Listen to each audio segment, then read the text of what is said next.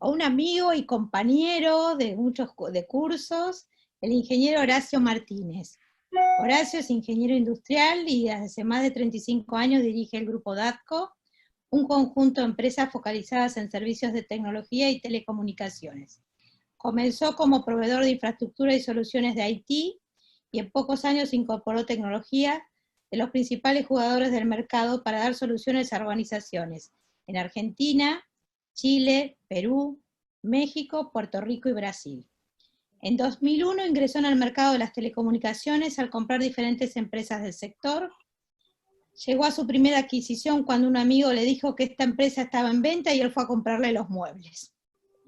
En 2004 el grupo DATCO incorporó Silica Network, la red de fibra óptica independiente que hoy cuenta con 5 pasos trasandinos, además de salidas tanto al Océano Pacífico como al Océano Atlántico, y más de 13.000 kilómetros construidos. Es un admirador de la batalla de Waterloo, de la que hoy se cumplen 205 años, y considera que en el mercado de las telecomunicaciones hay veces que hay que encarar tácticas y estrategias como si se estuviera en una guerra. Destaca que es un ingeniero, que son los ingenieros los que construyen este país, que el avance de la Argentina ocurrió cuando se empezó a tener ingeniería propia, y que el retroceso se produjo cuando se comenzaron a entregar las empresas a los extranjeros. Es un convencido de que el país lo hacen los que trabajan. Bueno, te doy la bienvenida, Horacio, un placer que estés con nosotros y vamos a aprovechar para aprender de telecomunicaciones y de historia también. Bienvenido. Gracias, Marina. Ahí estamos. Bueno, yo voy a empezar a compartir mi presentación y espero que...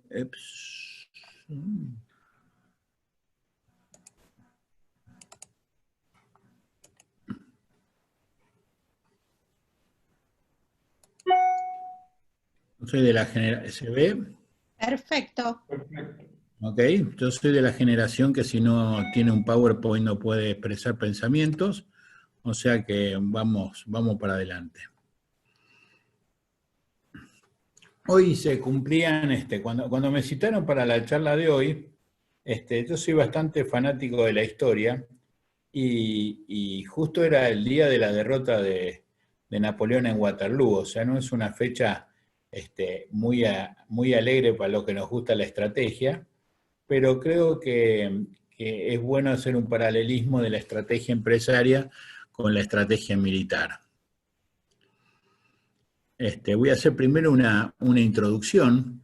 La Revolución Francesa puso a Francia contra todos. O sea, acuérdense, lo decapitan al rey de Francia y todas las monarquías que rodeaban a Francia no lo ven con mucha satisfacción, sobre todo porque sus cabezas estaban en juego. Pero la idea principal de la Revolución Francesa era que ya no existía más el derecho divino. Los reyes, el poder venía del pueblo, no de los reyes. Al decapitarlo, la decisión se volvió irreversible. Se amenazaba el orden establecido y teníamos un problema de las monarquías adyacentes en Europa que veían con temor que los privilegios hereditarios se perdieran. O sea, si ustedes ven el mapa de aquella época, Francia estaba rodeada de monarquías, principalmente estaba hacia el norte Inglaterra, su némesis, al sur estaban los reyes de España, y después teníamos a Prusia y un montón de ducados y reinados. Entonces, después de la muerte de Luis XVI y María Antonieta, todos los reyes vecinos empezaron a armar alianzas para impedir que la Revolución Francesa se extendiera. Famoso, cuando veas la barba de tu vecino rasurar, pon las tuyas a remojar. O sea, en los siguientes 15 años, desde 1789, era Francia contra el antiguo régimen, o sea, contra todos. Y las monarquías empezaron a armar diferentes coaliciones. Se armaron más de 9 coaliciones, o sea, se juntaban, atacaban a Francia, Francia a veces lo repelía, a veces no, pero siempre iban firmando un tratado y a los 2 años empezaba de nuevo el ataque. Hasta que Napoleón, en un momento dado, como la revolución estaba muy fragmentada, faltaba una autoridad, Napoleón aprovecha y hace primero un golpe de Estado, voltea al directorio, forma el consulado, primero es nombrado cónsul, después primer cónsul, después cónsul vitalicio y después pasa a emperador directo. Yo creo que ese es el primer caso de la meritocracia contra la fuerza y la política. O sea, Napoleón era un político y al final termina concentrando el poder, pero siempre defendiéndose las ideas de la revolución. Y ahí aparece, entre 1803 y 1815, todas esas alianzas configuran lo que se llaman las guerras napoleónicas, que fueron las que dieron forma a Europa y al resto del mundo, porque la verdad que también, si ustedes se acuerdan, después del Congreso de Viena en 1815, a los 9 años se acabó el dominio español en América, o sea que fueron muy fundamentales en nuestra historia. Y además, en un sitio dice que los 10 más grandes generales de la historia, desde Alejandro Magno para abajo, y hacen esos sitios que hacen ranking basado en cantidad de victoria, cantidad de batalla, cantidad de lo que sea, lo da Napoleón Bonaparte como el mayor ganador de la historia en términos de batallas y comparando con 6.000 generales. Ahora, ¿cuáles eran los principios estratégicos en que se basaba Napoleón? Primera cosa que hacía Napoleón era movilizar grandes formaciones a través de grandes espacios. Mucha velocidad para maniobrar y llevar las formaciones al lugar necesario de la batalla. Sorprender a los enemigos cuando estaban separados o separarlos cuando estaban reunidos. Moverse por la noche produciendo la sorpresa al amanecer. Él conocía todas las innovaciones de su tiempo, pero no las consideraba prácticas porque hacerlas eficientes precisaba de varios años y él quería resultados inmediatos. Otra cosa que era notable de Napoleón es que comía la misma comida que su tropa, y después cuando terminó una batalla festejaba con sus soldados, inclusive él lo apodaban el pequeño cabo porque era petizo, pero era bastante bravo. Pero acá hay algunas cosas que son interesantes para remarcar. Cuando él decía que conocía las innovaciones de su tiempo, a veces nosotros aparece un buen software que realmente puede cambiar la situación, pero implementar el software nos lleva tanto tiempo que posiblemente no podemos explotar sus beneficios. Entonces el hombre lo que hacía era se concentraba en los temas centrales. Otra frase de él es: un ejército es una criatura que marcha sobre su estómago. La importancia vital de la logística. Él animaba a sus hombres a vivir de la tierra, o sea, previamente los ejércitos avanzaban en grandes carretones, o sea, salía el ejército y atrás salía un tren de aprovisionamiento que llevaba la comida, los enseres, la carpa, iban prostitutas, las mujeres de los soldados para cuidarlo de las prostitutas, era todo una ceremonia el ejército y eso los hacía extremadamente lentos en sus movimientos. Mientras que Napoleón lo que hacía es dividir a su ejército en pequeñas partes, los hacía recorrer y encontrarse en algún lugar determinado. Y usaban una táctica que se llama la maraude, que era saquear las villas y las poblaciones por suministros en vez de depender de las caravanas de carros. Una campaña ideal, según Napoleón, era perfecta preparación de las tropas, conocimiento de la estrategia y movimiento del enemigo, conocimiento del terreno de batalla, asegurarse que el ejército fuera eficaz, avanzar lo más rápidamente en el terreno y, si es posible, decidir dónde pelear. Y por último, saber perseguir a sus enemigos hasta neutralizarlos y decidir algunos actos simbólicos como tomar la capital del país e instalarse ahí. Acá hay una serie de frases que se le atribuyen. A mí me gusta esta: que los sabios buscan la sabiduría, los necios piensan ya haberla encontrado. La victoria pertenece al más perseverante. y no les voy a leer lo que dice el slide porque... Bueno, ¿qué tiene que ver con nosotros esto? Hasta ahora fue en Napoleón. Yo no me creo Napoleón, pues antes todos los locos se creían Napoleón antes de irse al manicomio, no es nuestro caso. Pero hubo dos actos que realmente cambiaron mi visión de los negocios. Una, que hice un curso en el IAE, el programa de alta dirección, en el año 99.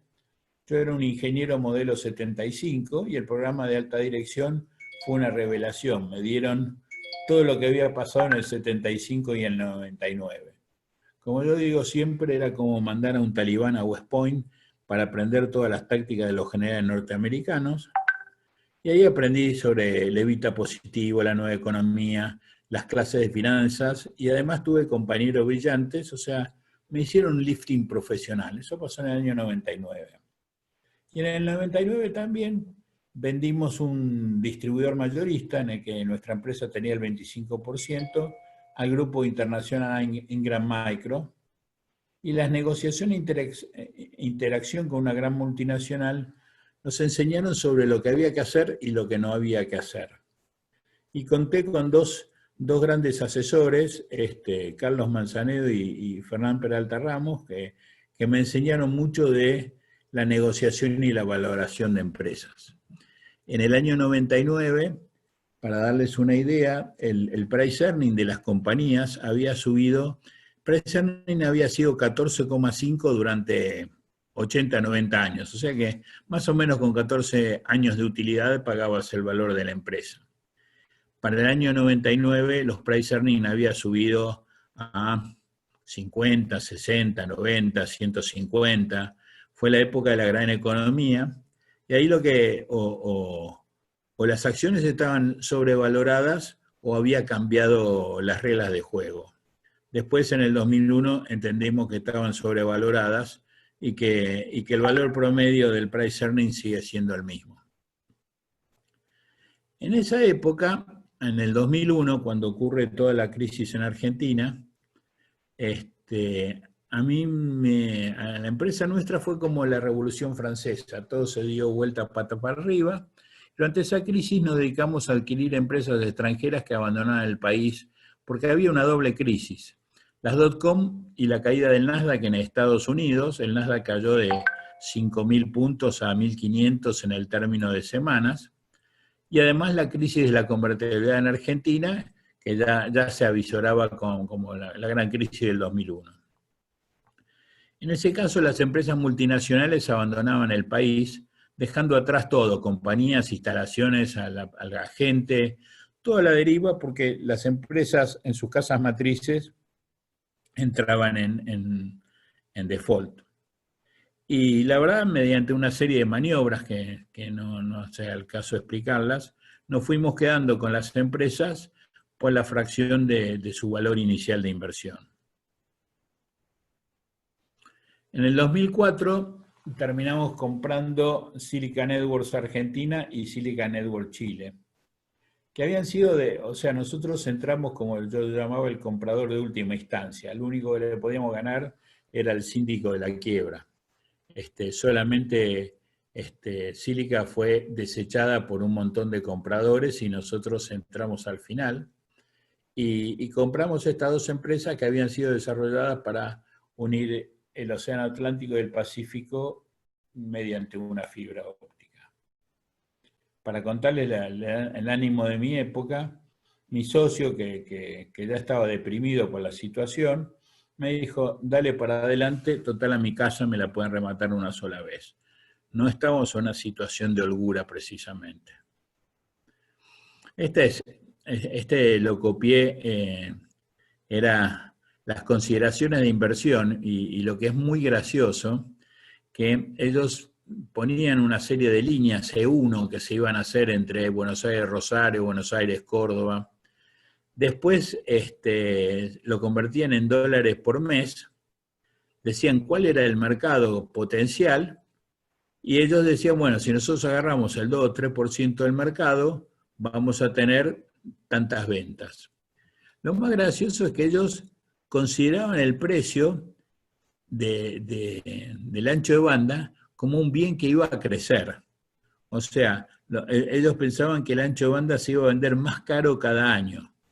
Y fue un error gigantesco de no entender la tecnología, lo que llevó a mucha gente a sobrevender ancho de banda en una época que no era posible desarrollarlo. Esta es la red, venía desde Santiago de Chile, pasaba por Mendoza, llegaba a Córdoba, Rosario, Wilde, que era donde está nuestro data center, y después terminaba en Bahía Blanca. El plan original había sido cerrar el anillo, pero se les acabó el dinero antes de que hicieran todas las inversiones. O sea, ustedes piensen que esta empresa había invertido como 160 millones de dólares para construirlo, y nosotros lo compramos por 5. Pero tenía una pérdida operativa de más de $100.000 mensuales, o sea que era una empresa que lo único que hacía era perder plata. Y es muy interesante, porque uno compra un avión muy barato, pero después cuando se sube al avión se da cuenta que lo único que hace es perder altura y que le queda un cierto tiempo para estrellarse, ¿no? Entonces, nosotros veíamos esta visión del avión que iba perdiendo altura, y nosotros éramos los nuevos pilotos, que la única experiencia que teníamos era en un Cessna 182, tratando de leer los manuales y ver cómo corno hacíamos para levantar este avión. No teníamos experiencia en volar jumbos, como decía yo. La red no podía ser detenida en ningún momento porque la red era un tema bastante complejo y que no se podía apagar y volver a prender fácilmente. Era como un reactor nuclear. Si uno lo apagaba, después volverlo a prender iba a ser muy complejo. Apareció algo que no estaba en nuestros planes, que era el impuesto a la ganancia mínima presunta. Aunque uno estabilizara el avión, se pagaba el impuesto a la ganancia mínima presunta por plata que había sido perdida.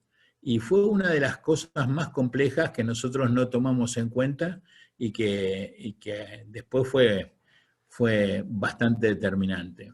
Nosotros la empresa la habíamos comprado con 5, sacamos un crédito inicial de 1.6, de los cuales 1 iba para el down payment y 600 para lidiar por la pérdida operativa.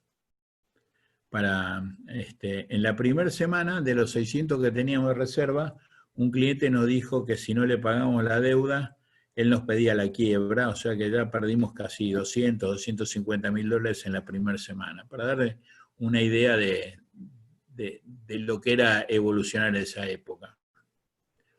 Este es el mapa de lo que compramos. La red original, como dije, partía en Santiago, cruzaba los Andes, Mendoza, San Luis, Córdoba, Buenos Aires. Llegamos a Bahía Blanca y después teníamos derecho a fibra en la cuarta línea de Transener, pero que no había sido iluminada. Y en esa época la capacidad de transporte que teníamos era 2.5 gigabit. Y el EBITDA mensual, como dije, eran unos 100 mil dólares. O sea que la empresa perdía 1.200.000 dólares por año en ese ritmo.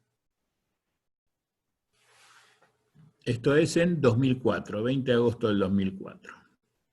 Y ahí empezamos a conseguir nuestro primer contrato.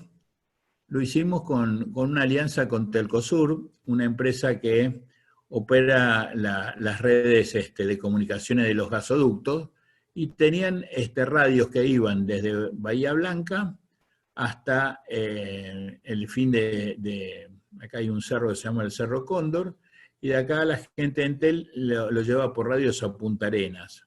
Ese fue un buen contrato, fue el primero de nuestra posibilidad, y en ese momento la única posibilidad de comunicaciones que tenía la ciudad de Punta Arenas, una ciudad muy grande en el sur de Chile, era usar enlaces satelitales. El enlace de radio fue un gran cambio para esta ciudad y para Entel como jugador, y le permitió una ganancia interesante de mercado en el sur de Chile. Ahora, esta es una relación muy divertida porque yo lo llamaba una relación monopolio-monopsonio, o sea, había uno solo que compraba, que era Entel Chile, había uno solo que tenía la ruta al sur, que era el COSUR, y nosotros lo que entregábamos, que era el Santiago Primero Buenos Aires, había muchos proveedores, entonces teníamos dos tipos peleándose y nosotros empezamos a hacer y lo fuimos el jamón del sándwich. La única estrategia es que nosotros regalamos por fibra la conexión a Bahía Blanca para evitar que nos cambiaran por 4 o 5 de los proveedores que en ese momento tenían Buenos Aires, Santiago, y no pedimos un dólar. Y fue muy interesante la interacción, tanto con la gente de Telcosur como la gente de Entel Chile. Me gusta una frase que decía Newton, que dijo que él siempre vio lejos porque se subió a los hombros de gigantes. Yo aprendí mucho de mi relación, tanto con la gente de Entel Chile como la gente de Telcosur, porque eran muy buenos profesionales y además tenían la posibilidad de borrarnos a nosotros del mapa en cualquier momento, cosa que no hicieron, pero fue lo que nos consolidó. Con esto nos empezó a entrar algo de dinero y lo usamos para darle a Silica Chile para que conjugara su déficit operativo. Nuestro segundo problema fue lo que yo llamo la espada de Damocles financiera. Nosotros cuando adquirimos, habíamos adquirido un préstamo a una tasa que se llama la BADLAR, que es la tasa de referencia de los bancos, más 10%. En agosto de 2004 la BADLAR era 3%, con lo cual teníamos una tasa de interés del 13% anual en pesos. Al poco tiempo pasaron dos cosas. La BADLAR subió al 17% y además se frenó el dólar. Entonces nosotros pasamos a tener una tasa de interés del 27% en dólares, que para cualquier actividad en el mundo es muy difícil sobrevivir a esa tasa. Y fuimos a pedirle auxilio a un banquero. Y el banquero miró los números nuestros y nos dio un veredicto que dijo, miren, su flujo de caja pende de un hilo. Mientras tengan tiempo, refinancien sus deudas y vendan activos, porque los bancos no van a tener piedad con ustedes. O sea, uno siempre piensa que llegado el momento vamos a poder refinanciar, y hay que siempre pensar que llegado el momento no nos van a refinanciar, porque como en un casino, los casinos no tienen piedad de los jugadores, y si le agarra una mala racha no lo van a rescatar. Y en ese momento fue una decisión muy difícil porque habíamos comprado una serie de empresas, teníamos muchos sueños estratégicos y nos pusieron dice, o desháganse de activos. Y ahora que está ocurriendo el caso Vicentín y algunos casos, uno lo que aprende es que nunca tiene que estar muy endeudado si quiere tener futuro. Justo en el 2006 apareció Nextel que nos ofrece comprar Velocom. El interés de ellos precisamente estaba en la frecuencia de Velocom y aceptamos vendérsela, nos dieron un down payment y además reperfilamos la deuda. Y ahí los acreedores se portaron muy bien con nosotros. Nosotros estábamos pagando una tasa de interés del 15% anual en dólares y les ofrecí pagar el 18%. Y la contestación no, dice, decinos cuánto nos podés pagar, te aceptamos el 15%, no queremos parecer usureros. Y la verdad que esas dos bocanadas de oxígeno nos dieron energía para volver a la lucha. Y si uno ve, Napoleón vendió Luisiana para empezar a financiar sus guerras napoleónicas, y la Luisiana que vendió Napoleón era la que aparece en el mapa, no es la Luisiana actual con Baton Rouge, esta era toda la cuenca del Mississippi y del Missouri, y realmente es lo que le permitió a los norteamericanos expandir sus sus 13 colonias originales bastante más hacia el oeste, ¿no? Donde se frenaron cuando encontraron a los españoles y los mexicanos que eran dueños de California y Texas. Pero yo, la verdad que inclusive cuando creo que la vendió en 7 millones de dólares, un número que ahora parece irrisorio, los dólares no eran los dólares de hoy, pero Napoleón tuvo que sacrificar Luisiana para poder sostener a su ejército, que como él decía, un ejército es una criatura que marcha sobre su estómago. No hay dinero para bancar al ejército, no hay ejército. Igual también piensen que como los ingleses eran los dueños de casi todo el poder marítimo, Napoleón no hubiera podido sostener Luisiana.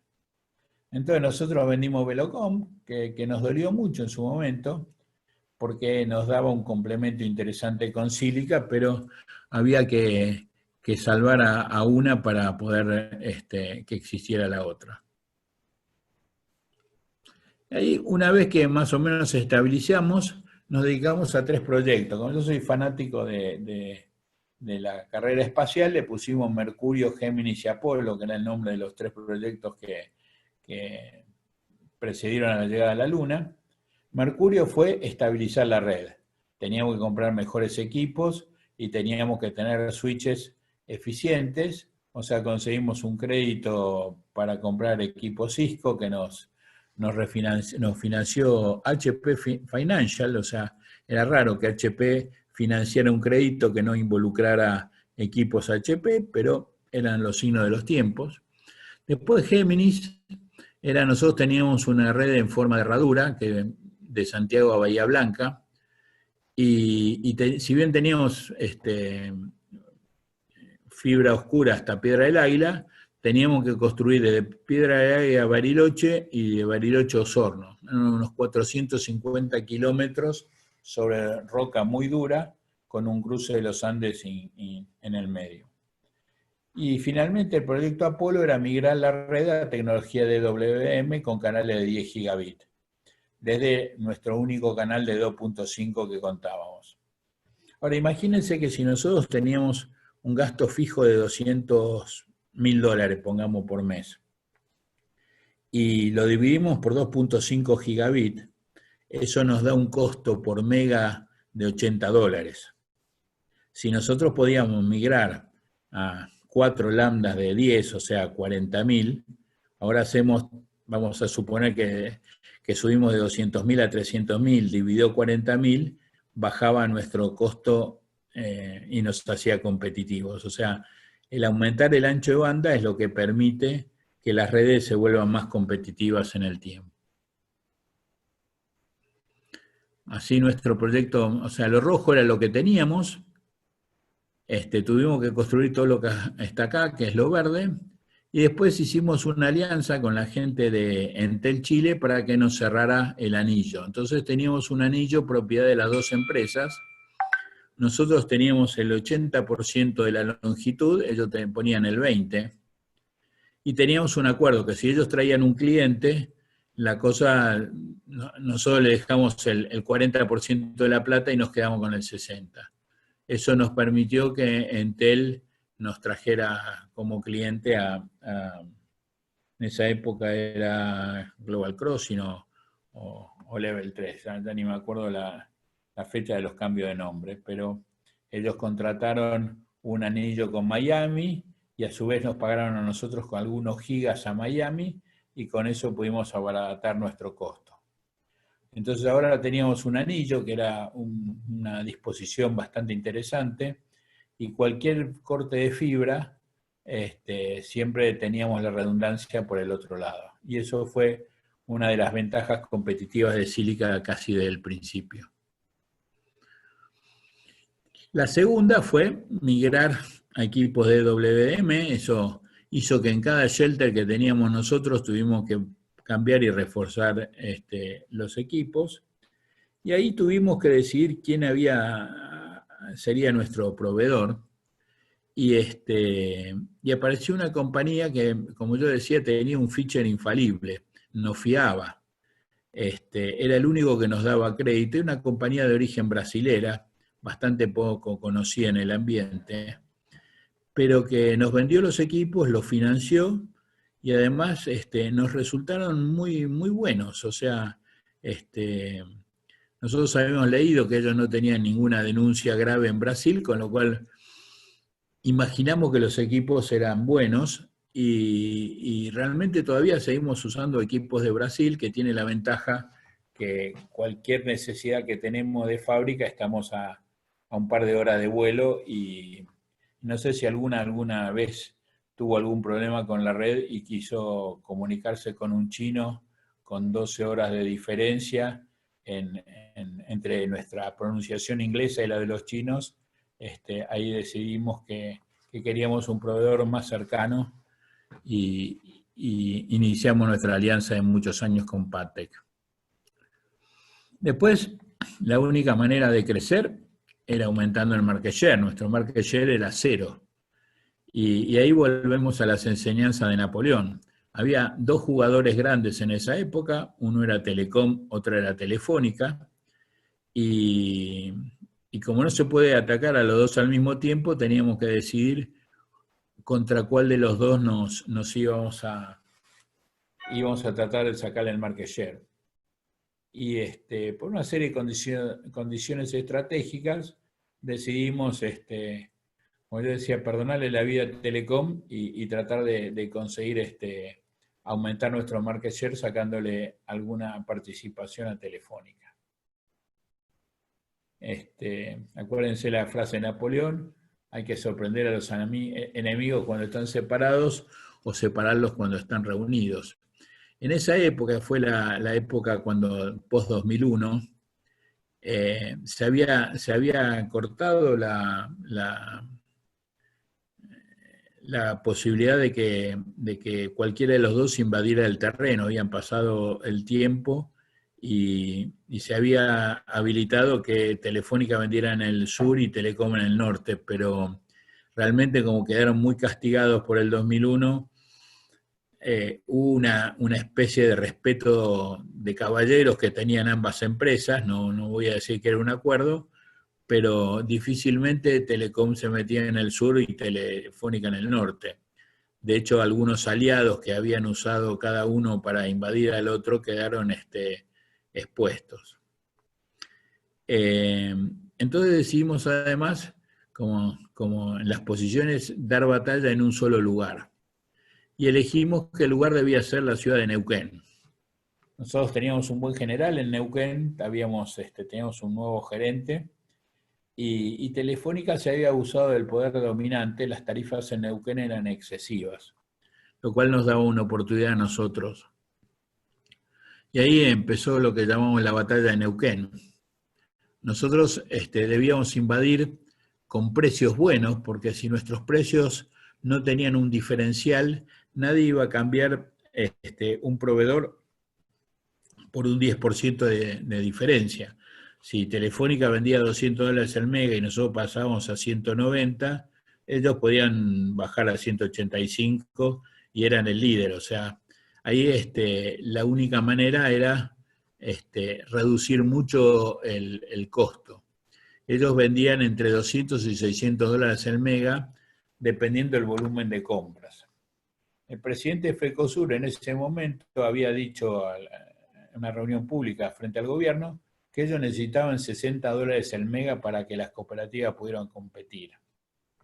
Además, el gobierno de Neuquén propiciaba la apertura de un NAP de Cabase, que sería el segundo NAP de toda Argentina, y nosotros habíamos acabado de construir el enlace para Claro y habíamos conseguido un swapping sobre las mismas fibras que nosotros habíamos hecho. O sea, Neuquén tenía una serie de ventajas. Y ahí empezó la batalla de Neuquén, como yo digo. Nosotros salimos ofreciendo 108 dólares por mega, iluminamos con 10 gigabits. Si teníamos éxito con esto, íbamos a sacar una cantidad de dinero importante, pero ahí dependía cómo iba a responder Telefónica, y ahí es una de las reglas que hay en la estrategia. Telefónica tenía 2 respuestas posibles: o bajaba los precios y trataba de igualar nuestra oferta, o directamente nos ignoraba. Pero como ellos eran los dueños del mercado, esto significaba que tenían que bajar los ingresos unitarios y aumentar las inversiones. Nuestro oponente nos ignoró e inclusive en público calificó nuestra oferta de payasada. Nuestros aliados fueron cosas que me llegó y me dio más alicientes. Y ahí nos empezamos a aliar con todas las empresas locales, donde bajar de un costo de 200 o 250 dólares el mega a 100 les daba un aire muy importante para hacer inversiones. Y ahí aparecieron empresas locales que fuimos conociendo, como Davitel, Afterwire y las cooperativas Centenario, Cotesma, entre otros, pues no voy a nombrar a todos porque ellos consolidaron sus posiciones. La provincia además había logrado costos competitivos de Internet a tiempo para el boom de Vaca Muerta, y diríamos que el NAP de Neuquén ya cumplió 10 años, que ha sido el NAP más fuerte por historia, aunque Córdoba lo terminó desplazando el número 1 por cantidad de habitantes. La segunda batalla que nosotros vimos en esa época lo llamamos por el Frente Científico. En 2008 había que unir el Laboratorio de Rayos Cósmicos de Pierre Oyer en Malargüe, y había dos proveedores posibles. Sílica, que teníamos una estación a 200 kilómetros de distancia en nuestro cruce a Chile, y Telefónica, que también estaba a 200 kilómetros de distancia en la ciudad de San Rafael. Telefónica les presupuestó a los científicos 6 millones de dólares, pero ellos tenían 800.000, que además iba a aportar el socio argentino que era Innovarreda. Entonces tuvimos que 800.000 dividido 200 kilómetros son 4 dólares, 4 dólares el metro, y es casi imposible, pero logramos también conseguir a un proveedor durante el verano que tenía las máquinas ociosas, le adelantamos todo el dinero, pero terminamos la obra en tiempo y forma, pero la plata del gobierno argentino tardó 2 años en llegar por problemas burocráticos, como siempre. Pero eso nos granjeó el respeto de los europeos, y años más tarde nos presentaron a la gente de ALMA para hacer la fibra que iba a unir los grandes telescopios del norte de Chile con la red.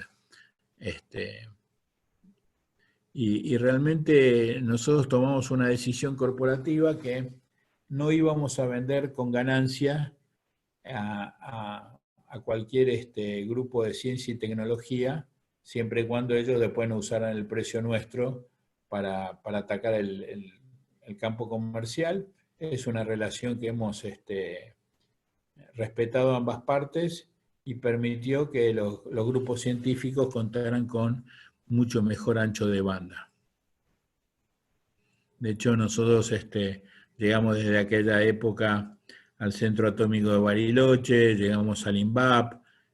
La comunidad científica es muy interesante para el crecimiento y tienen una ventaja, pueden comerse de todo el ancho de banda que les den, porque siempre crean necesidades y todo el poder de computación, solamente basta hacer una iteración más en cualquier programa de simulación y van a comer todo el poder que les den. Este es el caso de Malargüe. Nosotros teníamos que llegar desde Válvula 9 hasta el POB de Malargüe, y la línea rosa era Telefónica. Y finalmente ganamos el contrato, obviamente, y a su vez, como YAPA, construimos el acceso a las leñas, y la verdad que hace como 10 años somos el único proveedor de fibra que llega a las leñas, y eso transformó la actividad de esquí en una actividad mucho más interesante, porque cuando la gente llegaba de esquiar a la noche se prendía internet, y en las leñas es un lugar con poca diversión. Entonces, lamentablemente es un lugar que que tiene mucha estacionalidad, opera 2 meses por año, 2 meses y medio, pero desde ese entonces tenemos una zona que es nuestra solamente. Y voy a saltear varios años para no aburrirlos, pero en 2015 nosotros estamos pagando la Internet internacional en Buenos Aires a $8.50 el mega. Mientras que sabíamos que en Brasil se pagaba $2.50, porque a Argentina llegan 2 cables submarinos nada más. A Brasil llegan muchos más cables submarinos, hay más competencia, y la competencia baja los precios. Entonces, en 2014, un evento de convergencia, nos reunimos con los titulares de las APEM, que son las sociedades de participación estatal mayoritaria del norte. Estaba la gente de Marandú de Misiones, la gente de COP de Chaco y la gente de Repsa de Formosa, que estaban bastante enojados porque el gobierno central, en esta época de otro signo político, no les daba mucho apoyo. Y ahí surgió el plan de Capricornio, es decir, vamos a comprar internet en Brasil directamente, la vamos a entrar por el norte argentino y hay 2 ahorros. Uno es menos kilómetros de San Pablo a Posadas, que ir hasta Las Toninas y volver a subir hasta Posadas. El segundo ahorro era, podemos juntar la fibra, no juntamos fibra, juntamos el ancho de banda que transporta, y podemos llegar a cruzar el continente americano.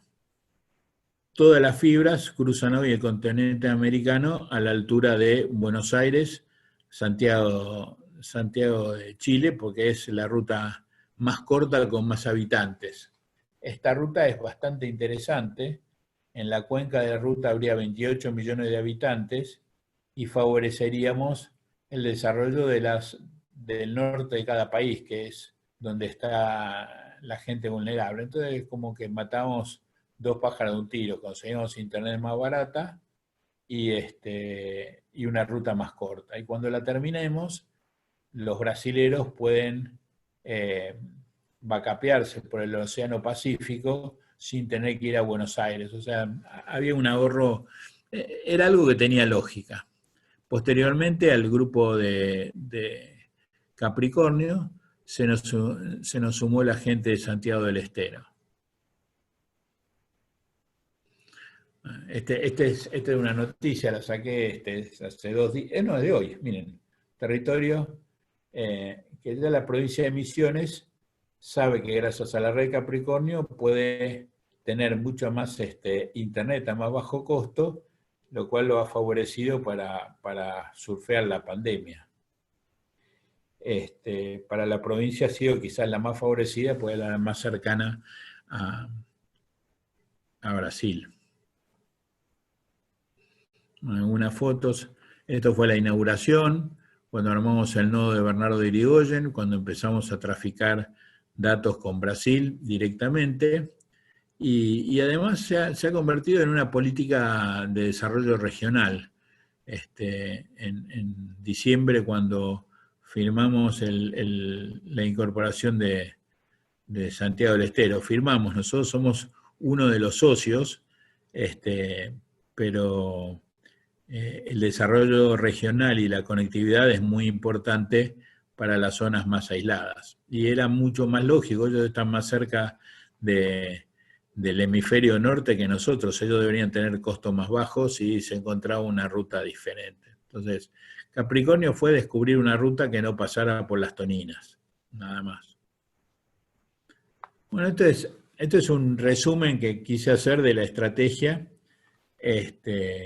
fundamental que hemos seguido para el desarrollo de la empresa. La situación estratégica de Sílica se parecía, una cosa que hay que estudiar es situaciones estratégicas, ¿no? En los negocios no hay gente buena ni gente mala. No somos nosotros los buenos y los otros son los malos. Tenemos una situación estratégica que tenemos que explotar o morir en el intento.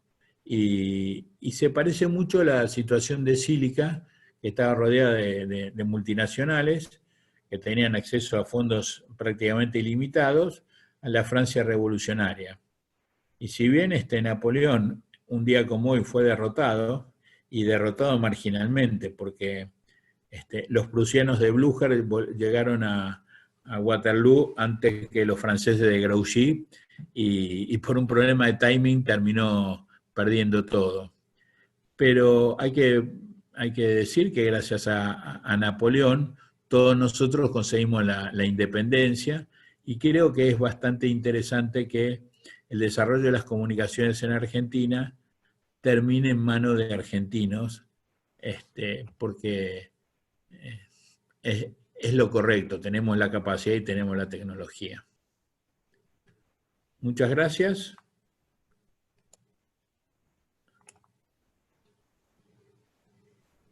Bueno, gracias Horacio. Y bueno, acá por chat pueden hacer las preguntas o si quieren desbloqueando el micrófono. Yo tenía acá como unos disparadores, porque vos presentaste los casos, pero hay un concepto que a mí me gusta que veo. Bueno, primero yo fui una de las que también analizó en su momento desde Telecom el tema de Cívica, y en esa época se decía que una red vacía no valía, ¿no? Cosa que ahora se piensa que cualquier infraestructura vale, ¿no? Cambió un poco el concepto. Y a mí lo que me parece resaltar, porque lo pasaste muy rápido esa parte, es el concepto de cooperación, ¿no? Que creo que quizás muchas veces las empresas, no es el caso tuyo, quieren hacer todo, y en el caso tuyo lo que implementaste es un modelo de cooperación. Vos dijiste Sí. la palabra swapping, que bueno, quizás haya que explicarle a mucha gente qué significa el swapping, y cómo es esta estrategia de cooperación, ¿no? Que vos nombraste el caso de Capricornio, pero también se da en las cooperativas, se da en el cabezal digital que tenés. Nada, todos tus negocios para mí son en base a cooperación, ¿no? Bueno, el problema sí, tenés razón y quizá no profundicé. El tema es que cuando empezó todo esto, las redes interurbanas eran vistas como barreras de entrada, lo que impedía que alguien pudiera prosperar en su negocio regional es que alguien le cobraba un peaje para llegar. Es como si vos tenés que, como la gente que vive en una villa que para salir lo agarra un guapo y le cobra el peaje. Lo mismo pasaba en las telecomunicaciones. Los que tenían los dueños de la fibra cobraban peajes altos.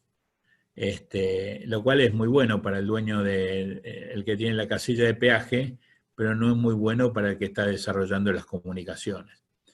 La otra cosa que quizás pasa es, la gente de las telecomunicaciones ignoraban algo que los tipos de informática conocíamos mucho, que era la ley de Moore. O sea, todo el mundo pensaba en su momento que vos hacías una inversión, digamos un puente, y el puente en 10 o 20 años no iba a cambiar su estructura física. O sea que vos podías poner un peaje de 20 o 30 años porque el puente no se iba a ensanchar, iba a tener las mismas características físicas. En el negocio de comunicaciones es como que los puentes que nosotros construimos se van ensanchando. Cada vez, o sea, el primer año tiene 2 carriles, pero si vos ponés algo de dinero, lo subís a 4 carriles, a 8 carriles, y eso fue una característica muy importante. La ley de Moore en la parte informática dictó las normas. Bueno, en lo que es ancho de banda, el progreso de la óptica ha sido enorme. Nosotros antes lo que comprabas un lambda de 2,5, perdón, para los que no saben, los canales en un pelo de fibra entran hasta unos 80 canales, y cada canal te puede manejar, es una longitud de onda, lo que nosotros llamamos un lambda. Inicialmente empezaron por 2,5 gigas, después empezaron los de 10, después los de 40, después los de 100, ahora se habla de 600. Entonces, en un solo pelo de fibra, o un par de pelos de fibra, vos podés llevar 80 canales de, no sé, vamos a poner 100 gigas. Eso te dice que vos estás llevando 8 teras en un solo par de pelos de fibra. La capacidad es enorme. Nosotros, por ejemplo, para dar nunca entendimos el afán que tiene todo el mundo de enterrar tritubos si no si no va a canjear los tritubos con otro competidor. O sea, porque ya con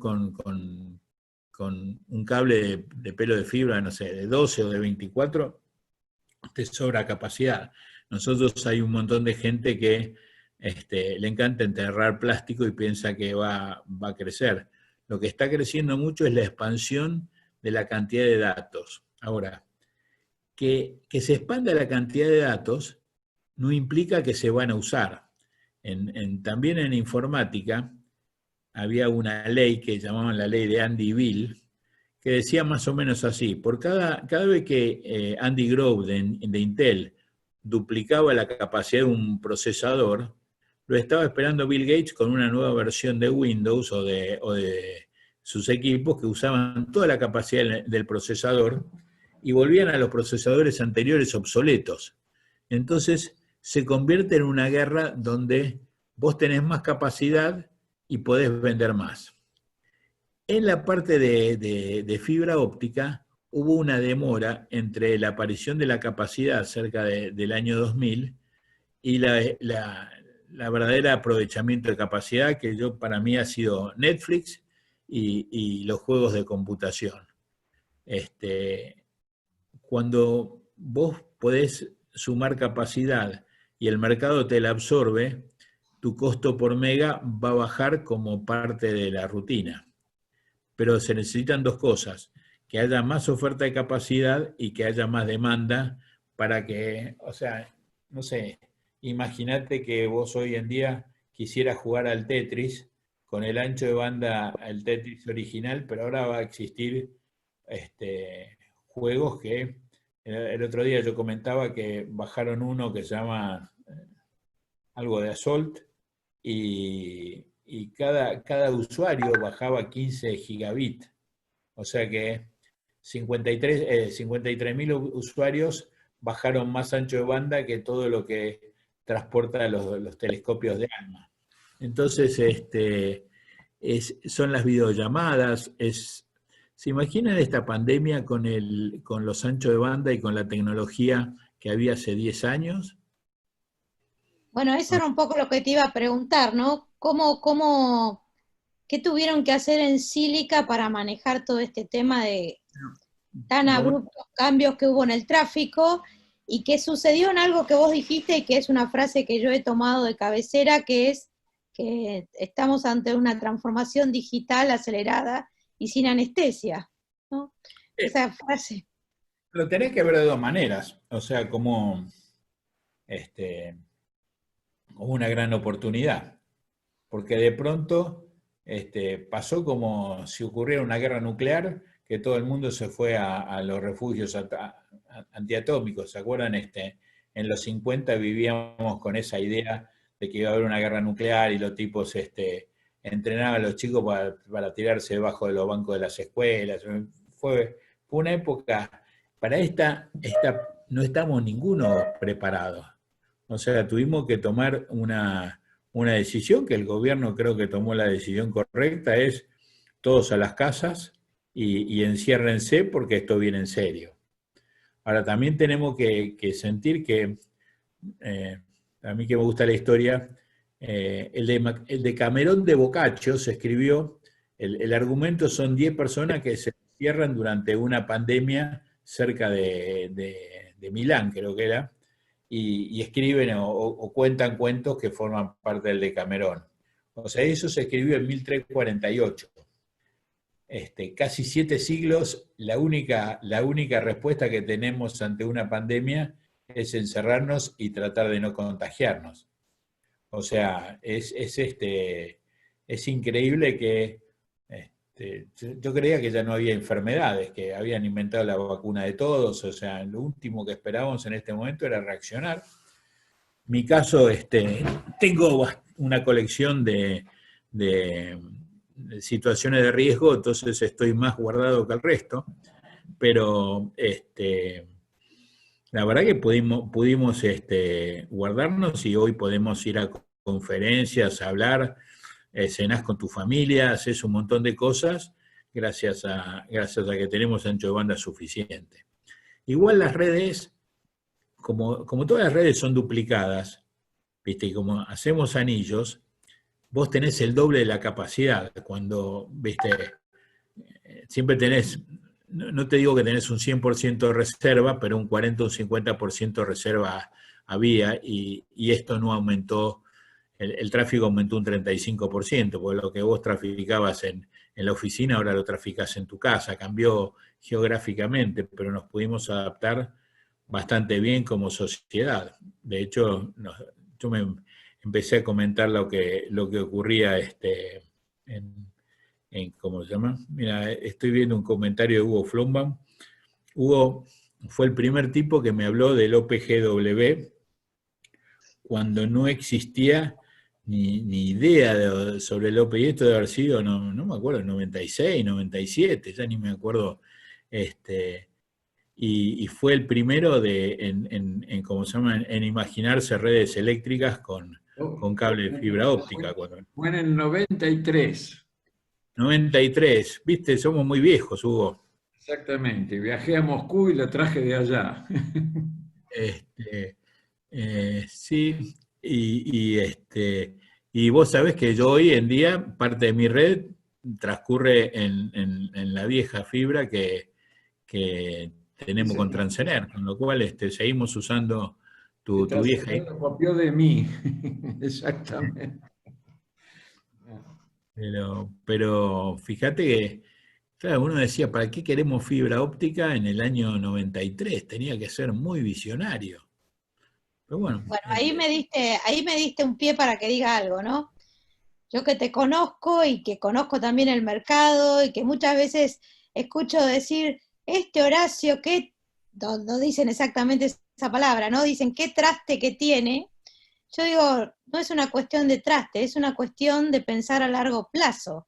Mucha gente descartó la red de sílica, muchas empresas, en el año 2001, 2002, porque no tenían idea de esto que vos estás comentando que iba a pasar, ¿no? No tenían idea de que íbamos a, no sé, como 100 veces habremos crecido, y la gente está muy acostumbrada en Argentina a pensar en el corto plazo. Cuando hablamos de grandes inversiones como son las redes eléctricas, uno no puede tener una visión de entrada y salida, ¿no? Bueno, lo que pasa es que hay dos cosas. Número uno es, nosotros vivimos una dictadura de los tipos con mucho dinero. A partir del año 95, o sea, hoy en día vos no sabés quiénes son los dueños de los hedge funds. Te aparece, no sé, ahora estamos negociando con BlackRock y vos decís, ¿y estos de dónde salieron? Yo me acuerdo cuando se privatizó Entel en el año 89, se hacía mucho énfasis en quién era el operador, quién estaba detrás, qué seriedad. Y ahora te aparece un fondo de la nada, que nadie sabe de dónde viene la plata. Yo en el caso de BlackRock estuve mirando que son dueños del 8% de casi todas las compañías del mundo. El 8% de Apple, el 8% de Ford, el 8% de esto, o sea, y hay otro fondo que tiene el 6%, o sea, entre esos dos fondos tiene el 14% de casi todas las compañías del planeta. Es como que pueden apostar a todo, ¿no? Y vos no sabés de dónde más. Si indagás un poco más, nadie sabe muy bien de dónde vienen los fondos. O saben, claro, y no es lícito comentarlo, digamos, ¿no? No se sabe, yo creo que se sale del apalancamiento.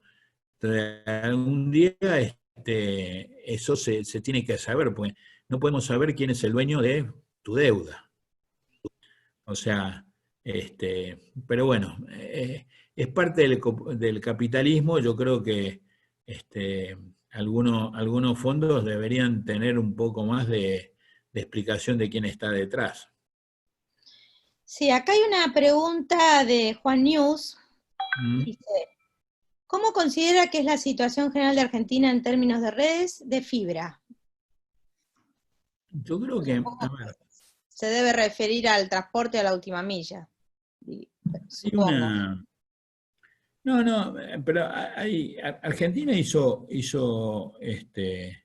una inversión muy alta en redes cuando planteó ARSAT. Yo soy bastante, a pesar que a veces compito con ARSAT, muchas veces colaboro, entiendo mucho que fue una inversión importantísima. O sea, Argentina tiene un problema que es el 93% de la gente es urbana. O sea, nosotros tenemos un montón de personas apiñadas en, no sé, el 4% de la población de la superficie, y después tenemos vacío todo el país. O sea, 93% de la población urbana es una locura.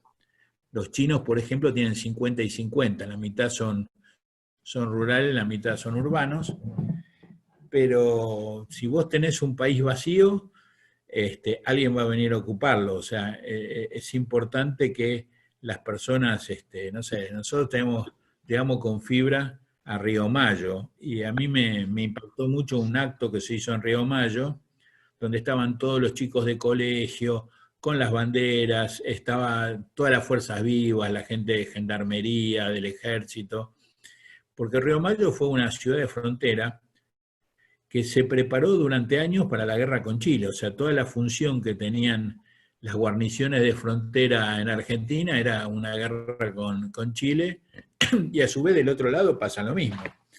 Vos encontrás que todos los lugares del sur de la Patagonia, los chilenos se preparaban una guerra con Argentina. Cuando Menem resolvió todas las cuestiones de límites, ya no tenemos ninguna necesidad para pelear, pero también dejamos a todos esos lugares sin razón de ser, ¿no? O sea, antes llegaban los subtenientes a Cobunco y estaban todas las chicas casaderas de Cobunco tratando de... ahora no llegan, y del otro lado pasa exactamente lo mismo. Entonces tenemos que construir redes. Nosotros, por ejemplo, decidimos como estrategia juntarnos con Chile y hacer todos los pasos fronterizos que podamos. Tenemos una estrategia. La verdad que teníamos cierto temor a ARSAT, ¿viste? Entonces dijimos, bueno, vamos a movernos a lo que conocemos. Nuestra empresa en Chile nos llevamos bastante bien, y lo mismo en Brasil. Entonces, cuando vos mirás el desarrollo de los ferrocarriles argentinos, vos decís, qué gente mala que fueron los ingleses, que hicieron todos los ferrocarriles como embudos contra los tres puertos, Rosario, Bahía Blanca y Buenos Aires. Eran tipos realmente mala gente, ¿viste? Se querían. Y 150 años después vos ves el mapa de las fibras ópticas y son exactamente igual que las, ¿cómo se llama? Que las... La traza del ferrocarril. La traza del ferrocarril. De hecho, lo que pasa es que donde estaba la traza del ferrocarril se pusieron los pueblos, y viste, donde están los pueblos está la gente, y ¿cómo se llama? El ingreso de todo esto depende de la gente, ¿no? Bueno, acá para ir cerrando hago un comentario y tengo una pregunta de Andrea Catalán. Tenemos un comentario de Oscar González. Oscar fue el subsecretario TIC. Nos dice, Horacio fue una voz imprescindible en momentos en que muchos entraban en pánico por la supuesta saturación de las redes, llevando racionalidad y tranquilidad.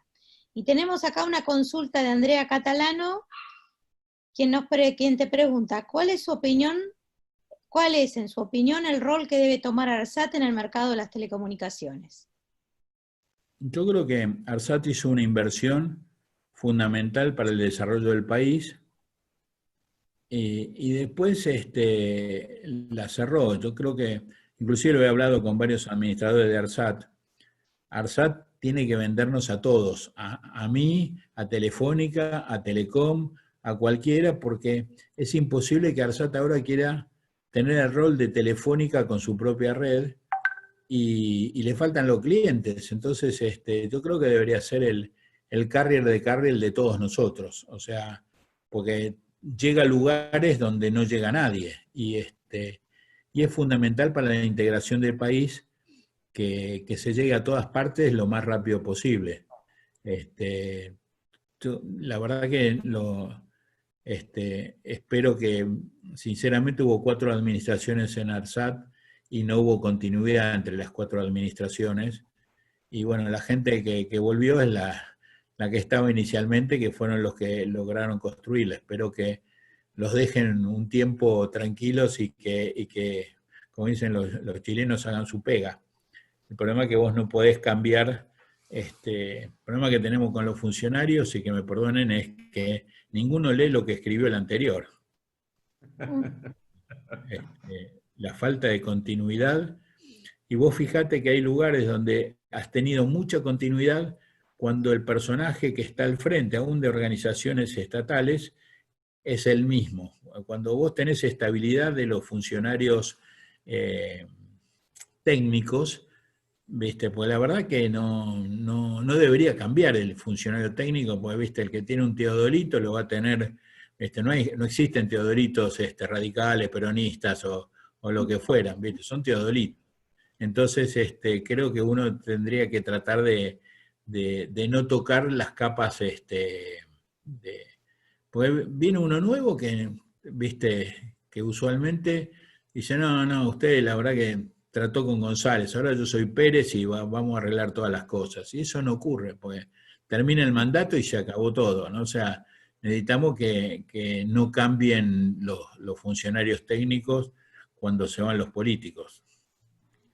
Bueno, yo no, por mi lado, si no tiene nadie más preguntas, nada, lo liberaríamos a mí, Horacio. Acá tengo Marina, una de Ulises. Sí. si me Sí, permitís, Hugo. Marina, como economista les diría a los ingenieros que están en red en este momento, es un buen momento para que pensemos que en pocos meses seguramente gran parte de las empresas de servicios públicos van a estar en serios problemas. Y no sería nada raro que se recoja el mazo y se vuelva a dar las cartas, y que en ese momento tenemos que aprender de lo que hoy Horacio nos enseñó, que es que no necesitamos operadores extranjeros para hacernos cargo de las empresas de servicio público. Totalmente de acuerdo. Bueno, acá dice Ulises Velázquez, que es un ISP de Chubut, y tengo varios colegas que tenemos un proyecto, y lo escucho. Me gustaría presentarlo. Me Bueno, encantaría. Ulises, ¿Lo podemos después escuchar? te podemos escuchar si querés, y si no, después te damos los datos de Horacio. ¿No? Nosotros en este momento hemos ganado en Chile un par de ¿cómo se llama? Ah, no contaste lo de Chile, lo de la fibra esa, Licitaciones sí. para construir, estamos construyendo fibra entre un lugar que se llama Caleta Tortel y Coyhaique. Nosotros tenemos fibra que atraviesa Chubut. De hecho, tenemos una fibra transversal que va por Colonia, o lo que era Colonia Sarmiento, ahora es Sarmiento, Río Mayo, Aldea Veleiro. La verdad que yo soy un enamorado de la Patagonia. Me tocó hacer un viaje cuando recién había egresado y quedé enamorado. ¿Qué le vamos a hacer? Y creo que para cualquiera que vive en la Patagonia, la integración con Chile es mucho más fácil, cruzar la frontera y que venirse a Buenos Aires o irse a Santiago. Entonces tenemos que lograr la integración de la Patagonia, son muy pocos habitantes. Sí, yo ahí lo que quería acotar de lo importante del proyecto de que esté Sílica en Chile, es que Chile no construyó un ARSAT nacional, sino que licitó tramos de la red a los privados, y en este proyecto es el que Horacio comenta que él ganó, para hacer tramos de la red dorsal o el backbone, digamos, chileno. Acá hay una señorita Elizabeth Devia, soy ejecutiva de ventas de Endasco Chile. Supongo que te querrás saludar, nos puso eso nomás, Horacio. Espero que haga la cuota. Oh, bueno. Espero que haga la cuota. Bueno, no, vamos cerrando. No sé si quieren decirnos algo, vos, Horacio, querés decir algo más para cerrar, pero no tenemos más preguntas. Bueno, bien. Muy bueno el orador invitado. Lo felicito, y así también la relación que ha hecho con la historia.